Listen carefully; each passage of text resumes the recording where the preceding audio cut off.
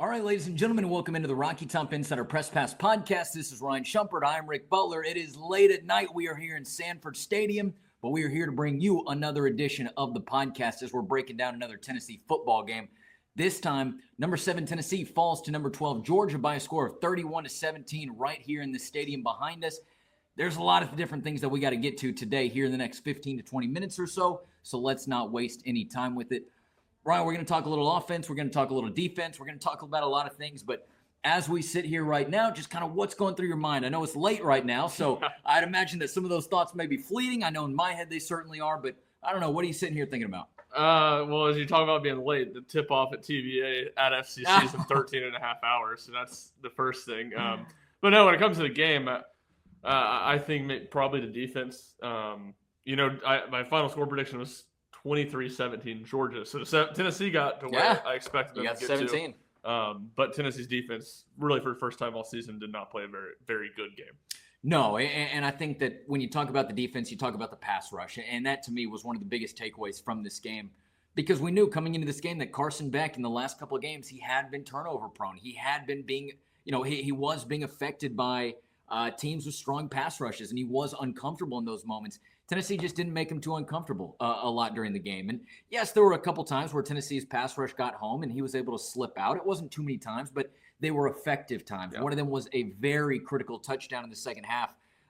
Again, Tennessee's pass rush has been one of the strong units, one of the backbone units of this team, but struggled tonight against Georgia. Yeah, they did. And it, not only did not get home, it just didn't feel like they really affected Carson Beck at all. A lot of clean pockets.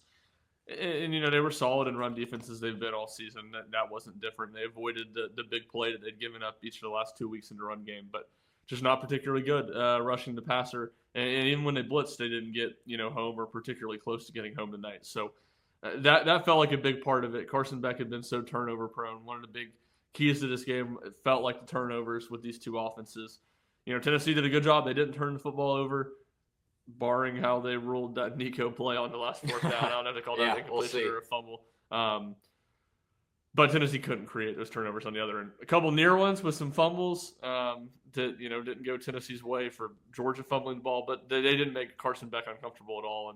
And with that, to me, it felt like, at least against a meaningful opponent, it was Beck's best game of the season. Yeah, I would, especially in this sort of situation where it's do or die, playoffs, you got to do what you got to do. Carson Beck throws for 347 yards, and that was without necessarily a ton of running help as well. Now, Georgia did run for 112 yards, but they were down quite a few running backs for this game as well. So give credit where it's due to Carson Beck, but at the same time, Tennessee's defense struggled. We just mentioned that, and I think that one of the microcosms of this game, I think, can be summed up in maybe the first two drives of the second half. And I don't mean that for one particular team or the other. I mean Tennessee's first offensive drive and then Georgia's first offensive drive. We'll talk about the defensive side of the ball in a second, because that was a tough stretch for Tennessee. I believe that was a 12-play, 80-something yard drive. But let's talk about that first drive for Tennessee coming out of halftime. Yeah, so, Tennessee drove it to Georgia 36-yard line. And this isn't a tie game, too. Yeah, 17-17, had a nice drive going. I think they maybe got a 3rd and 1 early, but they were humming. I think they hit their one pass over 15 yards all game to Squirrel White, maybe to set them up and just down in distance. So they had 4th and 6, I want to say, at the 36-yard line. So it would have been like 53, 54-yard field goal.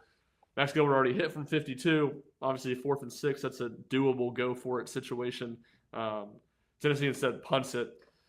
I disagreed with the call at the time, or the decision at the time. It just felt overly conservative to me.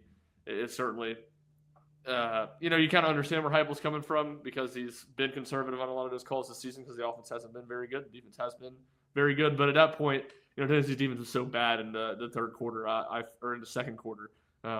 To me, I felt like they needed to be more aggressive, and they end up punting it. Obviously, hindsight makes that this criticism a whole lot easier, because Georgia goes down the field and scores. But it just felt like the start of the second half was going to be huge. Tennessee had not played great in the second quarter, but the game was still tied. If they could come out, take a lead, it would be big. And not only were they not able to do that, Georgia answers with a big, long touchdown drive of their own to really take control of the game. Yeah, you talk about hindsight being 20/20, and it certainly is, but I can understand Tennessee wanting to play the field position battle, throughout this game. Certainly, this game is more high scoring than I thought it would be. Yeah, for But at sure. the same time, yes, Georgia had been in the halftime, had been in the locker room for a minute during halftime. You didn't really know what they were going to look like coming out of the half. But at the same time, look at how they went into half. Georgia's offense was rolling. They put up 216 total yards in the final 3 drives before halftime. Their first 3 drives of the game only put up 22 yards. Yeah. So it was a Georgia offense that was finding a little bit of rhythm. They were finding confidence, which I think was really important for them. They weren't making mistakes. And again, maybe most importantly, they were figuring out ways as the drives were going on to exploit Tennessee's defense. And so you get to a position where, yes, Tennessee is able to get them back on what, the 13-yard line, something along those lines. Yeah. And Georgia rattles off a 12-play scoring drive that ends with a touchdown to put Tennessee behind the 8 ball a little bit. So, yes, there's a lot of things to look back on in hindsight, but Georgia was really moving the ball well going into the halftime break. And I don't just mean a couple of plays. I mean, the 3 drives beforehand. And they certainly continued that. And, again, gained a lot of momentum, gained a lot of confidence with that drive. And I do wonder if Tennessee lost a little bit of both those things with that, Yeah, for sure. I mean, it definitely put them desperation mode would be dramatic, but it put them backs against the wall would probably be the better way to put it. And, that was a back-breaking drive for Tennessee to continue on the theme of talking about back, or using the phrase back. They had the 2nd and 24 with the face mask penalty that moved the sticks. There was the review that had 12 men on the field, and then the touchdown. Carson Beck, James Pierce really lost contain, and Carson Beck scrambled for 13, 14 yards on 3rd down. So microcosm of Tennessee's defense as a whole on the night, just could not get off the field. Obviously there were a couple calls that went against them on that drive. That was not the case every drive or anything like that. But kind of to that regard, it felt like there were a lot of backbreaking plays for Tennessee in this game. Georgia, on those 3 drives you talked about to start the game, when they had 21 yards, was 0-3 on 3rd downs. Believe maybe got 1 first down on one of those. So 1 total first down, all the 3rd downs, 0-3. And then after that point on, 8 of 11. So that, to me, that was a big story of the game. It ties right into the pass rush and their struggles. And that's where Tennessee's been really good this season. I think nationally they were top 10 in 3rd down defensive percentage coming into this game. And they weren't very good in this game. And, not that it was a ton of 3rd and 12, but it wasn't a lot of 3rd and 1, 3rd and 2 either. A lot of 3rd and intermediate, a lot of 3rd and 4 to 3rd and 9. And Tennessee just did not do a very good job getting off the field. Yeah, Georgia had to make plays in those situations. It wasn't necessarily just, hey, hand it off and see if you can plow forward for a yard. It was, hey, you got to get a receiver open quickly, and they were able to do so. And again, we're talking about, ways that Georgia was able to exploit Tennessee's defense a little bit. They really did that in the middle of the field. You saw time and time again the Bulldogs attacking Tennessee's linebackers. The safeties are obviously going to be involved if it's in the middle of the field. Certainly a couple times they went to the outside. Jamal McCoy almost had an interception in the end zone, but where Georgia, and I'll have to go back, I guess, and look at the stats, but it really feels like where Georgia had their bread and butter was right there in the middle of the field. Carson Beck really spread the ball around. Just looking at the stats now, Georgia had, this kind of crazy. Georgia had 5 pass catchers that had between 50 and 65 yards. So very even who he threw it to. But their top 2 pass catchers when it comes to receptions, both tight ends, Delp and Urasek, Ben Urasek, 51, 56 yards, so they weren't the leaders in the yards. Delp had both a touchdown, so they went to those guys a ton. They exploited matchups. I thought Mike Bobo called a really, really good game, Georgia's offense coordinator. And that's kind of been the weakness of Tennessee's defense, that it doesn't feel like it's been exploited a ton. We've seen the cracks a little bit with the linebacker play since Keenan Peely's gone down. And it wasn't as much in the run game tonight, but in the pass game, some of those guys struggled, and Georgia did a real good job exploiting it. You brought up the stats right there. Now that I'm looking at it myself, I see here's the long reception for each of Georgia's receivers, and then I'll talk about Tennessee's on the flip side in a second. 21, 25, 32, 38, 23, 16, and 23. There are a couple more as well, but those are the big ones. That's a lot of numbers above 20, and a couple above 30 as well. Now, were those big chunks of each receiver's total yardage? Yes. But, you just need some explosive plays to get things going throughout the game. That's plenty of explosive plays right there. I mean, that's 1, 2, 3, 4, 5, 6 above 20 yards. That's important. Tennessee didn't have any passing plays over 20 yards. Tennessee's longest of the night was 17 to Squirrel White. Brew McCoy had a 14-yarder. Miles Kitselman had a 13-yarder. Nobody else from Tennessee had a catch more than 8 yards, 9 yards after that. So Georgia was certainly able to find those. Were they explosive plays in the terms of a 50-yard bomb downfield for a touchdown? No, not necessarily. But it was a big 28-yarder. It was a big 38-yarder. It was a big 25-yarder. And those hurt. For sure. And just to that point, stat broadcast, and I don't know if this is how the official stats do it or what, but you talk about, big plays. Gains of 15 yards is what stat broadcast has as a big play. Okay. Georgia had 11 of them in the passing game. Tennessee had 1. So it's just dramatic. And you're right, not a ton, not like a bunch of massive ones. 38 yards was the biggest. A lot of just 20 to 30-yard completions, but a lot of those throws over the middle. Chunk plays that kept off Georgia's offense rolling, and Tennessee wasn't really able to replicate that on the other side. Yeah, and look, when you're talking about Tennessee's offense, Dylan Sampson had 101 yards on the ground. He did sing again. Yep. Nearly as much as Georgia's team in total. But we also know, we've been watching this Josh Heupel offense for a long time now. We know that how important the running game is, but the running game sets up the passing game. And so you could have a great running game like Tennessee does have with Dylan Sampson. But if it's not creating those big plays in the passing game, then Tennessee is going to struggle. And again, you go back to the box score, 10 points in the first quarter, 7 points in the second quarter, nothing the rest of the game. And I think that is sort of an explanation of why, a reasoning why, just, factors that go into that kind of performance. For sure. I mean, it was Tennessee ran the ball, I think, about as well as you could realistically expected them to. I mean, even Peyton Lewis had 30 yards on the ground. Sure. Tennessee had some success with him in the game running the ball. Deshaun Bishop out again for this one. And they just couldn't. It was just too hard for them to sustain a lot of long drives down the field without creating any chunk plays in the passing game or, any chunk. I would say any real big plays, but any chunk plays at all they didn't do. So I felt like the offense, maybe played a little bit better than the final numbers indicated, or at least just the eye test is what I would say. Okay. They passed the eye test more than I think they have from a physicality standpoint, from a running standpoint, than they have been able to against Georgia the last 3 years.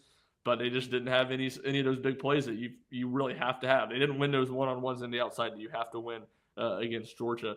And look, there's some things in the intermediate, and I'm not a football genius, so I probably missed, but it wasn't like Tennessee had guys running open down the field. It didn't feel to me like Nico was missing a lot of open receivers. Really, to me, and again, the Oklahoma game I wasn't at, but this game and the Arkansas game were the only two games where I felt like Tennessee did not have many guys open down the field. And that, has been a continuous theme for Tennessee against Georgia in Josh Heupel's tenure. I'll give a lot of credit to you. I mean, a month ago, maybe even more than that, you kind of forecasted this game being a challenge, being something to watch for Tennessee's receivers against Georgia's secondary. And you're right. Yes, they got some plays down the field. Again, we just noted three double-digit passing plays, at least going for the longs of the night for Tennessee. But you're right. I didn't feel like there were a ton of shots downfield, and that was just because guys were having trouble getting open, and I think you had to go somewhere else, or the pass rush got to And again, that's a coverage sack to it, coverage pressure to an extent. But it was just tough for Tennessee to move the ball downfield, especially in those chunk plays. Yeah, I guess they did get one pass interference on a deep ball in their opening drive of the night. So that was one, but you're right. I didn't think the pass protection was awful. It wasn't as bad as it was early in the season in some of these games, but it certainly wasn't great. Nico had to improvise a lot. I thought he did a good job of it for the most part, scrambling around. The one big play that Tennessee could have made, and look, as a Dante Thornton stand, I have to stand up and say it. He drops one on a broken play that, again, it wasn't going to be a 50-yard play, but probably a 25, 30-yard play on a drive in the first half that I think Tennessee ends up punting the ball on. So, that was a big play in the game for sure. And just, again, Tennessee not winning a whole lot of one-on-ones on the outside. And an instance where it did, and maybe less of winning a one-on-one, but they had a guy open down the field on a broken play. They weren't able to connect. Yeah, Braslin and Thornton, just one catch between the two of them for 6 yards on 5 targets. Wow. Yeah. That's going to be tough when two of your outside receivers, two guys that I think Tennessee relies on to get things going. It's just tough to get them the ball, and it's certainly tough to make those plays happen. Looking elsewhere around the stat sheet, I see here that Boo Carter had one return for 26 yards. It's something I totally forgot. Yeah. It's something I forgot about over the course of the game because Tennessee was obviously needing other things to happen, but Boo Carter does have a huge return. That was a put a pin in a play because should have been a touchdown. Should have been. Yeah, Jalen McMurray makes a block on the punter, or maybe if Boo Carter just kind of tries to cut outside instead of cutting it up, he might score anyway. That's a drive Tennessee gets a field goal on to go up 10-0. Feels like if he scores there and Tennessee goes up 14-0, who knows? They easily could have still lost the game. But a big 4 points, and it certainly changes the complexion of the game early on. Yeah, and that was a 3-and-out that Tennessee had on offense too before that field goal, right? That's how important Boo Carter getting them into good field position was as they went on. All right, that is some of the things that have been rattling around in my head. Is there anything that you have kind of still on your chest, still wanting to say? No, still wanting to say like it's like you're an elected official, right? Like, here's what I need to deliver to the people. Is there anything else that's still on your mind about this game? I think it's just what we've talked about, but maybe simplifying it more. And I said the same thing on our post-game video, but I think I wrote into 3 keys, or maybe it was predictions. I don't know. At some point this week, I wrote, it felt like Tennessee's receivers and their defensive line were going to be the 2 biggest position groups in this game. Neither of them did what they needed to do to win. The receivers, not surprising at all. Tennessee's receivers just haven't been very good all season. Defensive line was surprising. And I think that's Tennessee losing the game. Again, it's what I said earlier. Tennessee's offense kind of was about what I expected tonight. And that probably wasn't going to be good enough to win the game, even if Tennessee's defense played well. But Tennessee's defense, that was where, to me, more where the surprise was. Yeah, I would agree. Again, it just felt like the Georgia offense was gaining momentum and confidence throughout the game with each drive that they were going on after those first handful. And that's tough because while Georgia's offense may have struggled in certain parts, you were talking about with me the offensive line struggle, certainly against Ole Miss last week, still a very well-coached team, still good players. They can still put things together. And when you give a team like this that kind of confidence, that kind of momentum, in a stadium like what this holds with the energy and the environment that it has, it's a time where Georgia can really feed off of it, and I think you saw that kind of continue throughout the game, or at least kind of build throughout the game. Yeah, definitely. Tough. I mean, there's a reason Georgia now has a 29-game home winning streak. There's a reason the loss to Ole Miss last year was the first time. I got a text from somebody. There was something to the extent of Heupel can't beat Georgia, something like that. A lot of people have gotten those texts or seen them. Yeah, I responded. I said, well, nobody doesn't have an A on their chest can beat Georgia either, outside of Lane Kiffin last week. And look, I mean, it's a problem for Heupel. Tennessee hasn't been overly competitive in any of these games. I mean, tonight was the most competitive they've been in 4 years, and they lost by 2 touchdowns. So, some of that criticism is fair. Some of it's also Georgia's the best program in the country right now, and they're really, really good. And I guess to that point, too, Tennessee's road struggles, a lot have been made about them. To me, this didn't feel like a game where Tennessee's just crumbled on the road. There was a lot of the same issues they've had in road games. A couple costly false starts in big moments, not a ton of them, no turnovers. Yeah. To me, it just felt like Georgia was the better team. They had a little bit of a home field advantage. They played better and beat Tennessee. Now, Tennessee's got to find a way to win games like this. There's no doubt about that. But to me, this one doesn't necessarily, at least sitting here after the game, maybe I'll feel differently a few days removed or rewatching it. But it didn't feel like Tennessee just crumbled in the moment or crumbled in a big spot on the road again. No, I would agree. And I think that you look at Tennessee's 2 losses on the year, Arkansas and Georgia. Arkansas is not a team who's been competing for the championship, for the last couple of years, has a back-to-back championship in the last couple of years.